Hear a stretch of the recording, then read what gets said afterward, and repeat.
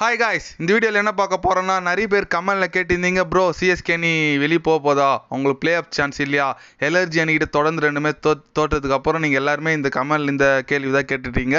அவங்களுக்கோசம் தான் இந்த வீடியோ மறக்காமல் பாருங்கள். என்னன்னு பார்த்தீங்கன்னா, நம்ம லாஸ்ட் மேட்ச் எல்ஆர்ஜி அணி கூட விளையாடி நம்ம சென்னை அணி தோல்வி அடைஞ்சிட்டாங்க. புள்ளிப்பேட்டியில் டாப் 4லேயே மெயின்டைன் பண்ணிட்டு வந்துட்டு இருந்தாங்க. ஆனால் இப்போ பார்த்தீங்கன்னா டாப் 5க்கு இறங்கிட்டாங்க. அதனால நம்ம சென்னை அணிக்கு நிறைய வாய்ப்பு இல்லைலாம் நினைக்காதீங்க, கண்டிப்பாக வாய்ப்பு இருக்குது. ஏன்னு பார்த்தீங்கன்னா, நம்ம சென்னை அணி 8 மேட்ச்சில் 4 ஜெயிச்சிருக்காங்க, 4 தோற்றுருக்காங்க. மொத்தம் இந்த லீக்கில் 14 மேட்ச்சுங்க. இன்னும் பேலன்ஸ் 6 மேட்ச் இருக்குது. 6 மேட்ச்சில் அட்லீஸ்ட் ஒரு 4 ஜெயிச்சா கண்டிப்பாக சென்னை அணி பிளே ஆஃப்ஸுக்கு போகிறதுக்கு 100% ஷோருங்க. அது மட்டும் இல்லாமல் டாப் 2ல் முடிச்சா 2 சான்ஸ் இருக்குங்க. குவாலிஃபயரு எலிமெண்ட்ரி 1, குவாலிஃபயர் 1 2 சான்ஸ் இருக்குது. அதனால் நம்ம சென்னை அணி டாப் 2ல் முடிச்சா கண்டிப்பாக ஒரு பெனிஃபிட்னு சொல்லலாம். ஆனால் டாப் 2ல் முடிக்கிறதுக்கு என்ன பண்ணுன்னு கேட்டிங்கன்னா, 6ல் குறைஞ்சபட்சம் 5 ஜெயிக்கணுங்க. அப்போ தான் நம்ம சென்னை அணி டாப் 2ல் முடித்து நிறைய வாய்ப்பு இருக்குது. இப்போ பார்த்தீங்கன்னா ராஜஸ்தான்லாம் பார்த்தீங்கன்னா ஒரு மேட்ச் தான் தோற்றுருக்காங்க. அதனால் பயங்கர டஃப் காம்படிஷன் இருக்குது டாப் 2க்கு. அதனால் சென்னை அணி வர மேட்செலாம் ஜெயிச்சா தான் கண்டிப்பாக டாப் 2ல் முடித்து இன்னொரு சான்ஸ் எடுக்க முடியும். அது மட்டும் இல்லாமல் நம்ம பிளேயிங் லெவலில் பார்த்தீங்கன்னா நிறைய பிளேயர் ஃபார்ம் அவுட் இல்லாமல் ஆடிட்டுருக்காங்க. மெயின் தோல்விக்கு அதுதான் காரணங்க.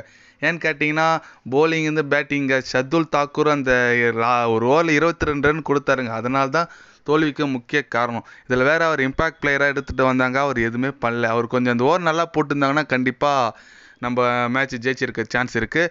அதுக்கப்புறம் பேட்டிங்கில் பார்த்தீங்கன்னா டேனியல் மிச்சல் அவர் என்ன தான் பண்ணுறாருன்னு தெரிலங்க. 14.5 கோடி கொடுத்து எடுத்தாங்க. இது வரைக்கும் அந்த காசு வாங்கிறதுக்கான ஒரு மேட்ச் கூட அவர் விளையாடல. அதெல்லாம் போன மேட்ச் ட்ராப் பண்ணிவிட்டு வேறு அவர் இறக்குனாங்க. ஆனால் அப்போ கூட அவர் திருந்தலைங்க. பருத்தி முட்டை குணம் உள்ளதே இருக்குதுன்னு சொல்லலாம். அந்த மாதிரி எதுவுமே அவர் பண்ணலை.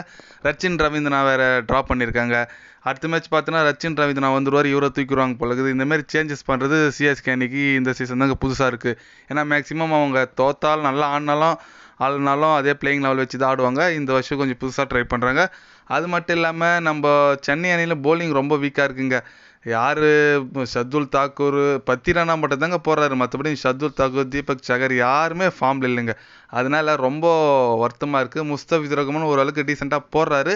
ஆனால் அவர் இன்னும் கொஞ்சம் ட்ரை பண்ணுங்க நல்லா. ஏன்னா பத்திரானா மட்டும் தான் மேட்ச் பை மேட்ச் நல்லா பர்ஃபார்மன்ஸ் பண்ணிட்டு வந்திருக்காரு.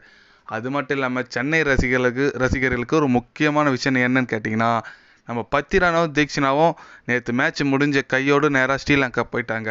ஏன்னு கேட்டிங்கன்னா, வேர்ல்டு கப் வருதுல்ல, அதுக்கான பாஸ்போர்ட் விசா அப்ளை பண்ணுறதுக்கோசரம் போயிருக்காங்க. ஏன்னு கேட்டிங்கன்னா, இப்போ இந்த மேட்ச் முடிஞ்சோட அடுத்த மேட்ச் எஸ்ஆர்ஹெச்சுக்குன்னா வர ஞாயிற்றுக்கிழமை தான். கிட்டத்தட்ட ஒரு 4-5 நாள் கேப் இருக்குது.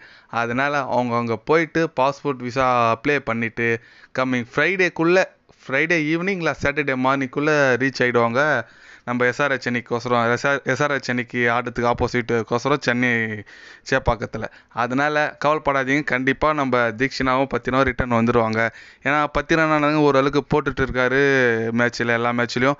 அவரும் போயிட்டாருன்னா சென்னை அணி நிலைமை என்ன பண்ணுறதுன்னு தெரில. அதனால் அவர் கண்டிப்பாக வந்துடுவார். ஏன்னா முஸ்தபிசுர் ரஹ்மான் அதுமாரி தான் போனார். ஆனால் அவர் ஒரு மேட்ச்சு மிஸ் பண்ணார். ஆனால் இவங்க அந்தமாரிலாம் இது இல்லைங்க, உள்ளே வந்துடுவாங்க. அது மட்டும் இல்லாமல் சென்னை அணியில் ஒரு நல்ல சேஞ்சஸ் வேணுங்க. ஏன்னா அந்தளவுக்கு சொல்கிற அளவுக்கு யாரும் பேட்டிங் இல்லைங்க. தோனி இந்த வயசுலேயே லாஸ்ட்டில் அந்த அடி அடிக்கிறாரு. மற்றபடி டாப் ஆர்டரில் ஓப்பனிங் ஒன்றும் எதுவும் செட் ஆகலை. ரஹானே ரொம்ப சொதப்பலாக ஆடிட்டுருக்காருங்க. போன சீசன் ஆடின மாரி ரஹானே ஆடல. அதனால் கண்டிப்பாக சிஎஸ்கே அணியில் நிறைய சேஞ்சஸ் தேவைப்படுது. எந்த மாதிரி சிஎஸ்கே அணி சேஞ்சஸ் பண்ணால் நல்லா இருக்குன்னு நினைக்கிறீங்க சொல்கிறார், கமெண்ட் பண்ணிட்டு வாங்க கமெண்ட் பாக்ஸில். இது போன்ற ஸ்போர்ட்ஸ் நியூஸை தெரிஞ்சுக்கணும்னா சேனலை சப்ஸ்கிரைப் லைக் ஒன்று பண்ணிக்கோங்க. நன்றி, வணக்கம்.